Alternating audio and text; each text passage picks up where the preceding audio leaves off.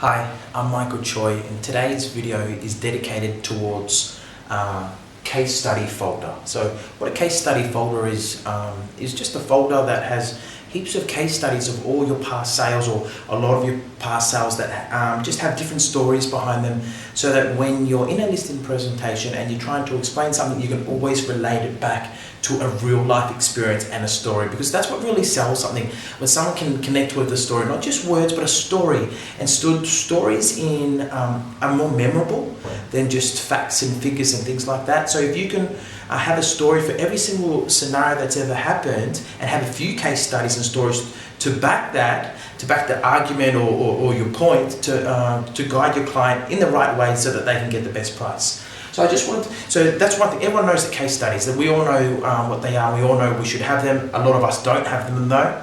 But what I wanted to talk about is what headings you actually have in your case study. So what we have is a folder. This says A4 slips. It has the photo of the property, the address, and then it has all these headings that I'll go through with you in a moment. Now, what happens is, so I'll run through all that. You could go in more detail than us. You could have a photocopy of your authority with white-outed, obviously, people's names for privacy. You could have the brochures in there as well. You could have testimonial. So you could have case study, testimonial, authority, and the brochure if you wanted to go, all out. But I find this is just nice, clean and simple, each to your own. And look, these are the headings that we use. So method of sale, private sale, auction, whatever it might be. We normally do a private sale with an auction option. The sales team involved, so the key sales people involved, not the whole team. The auctioneer that did the auction, if it was an auction. Marketing investment, the spend, okay.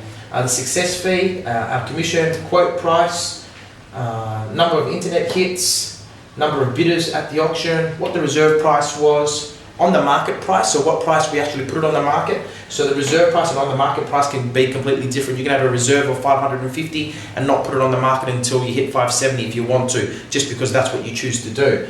But yeah, so on the market price, sell price, what it eventually sells for, how much over reserve you got, the buyer location, where the buyer came from, and the buyer profile, developer, investor, first home buyer, downsizer, etc., etc. So that's the headings that, I think they're the main headings that you need, and have as many case studies as you can to support the stories that you normally come up with, so that you can just give confidence and clarity to your clients to help them make the right decision to get the best price. I hope you enjoyed. Take care.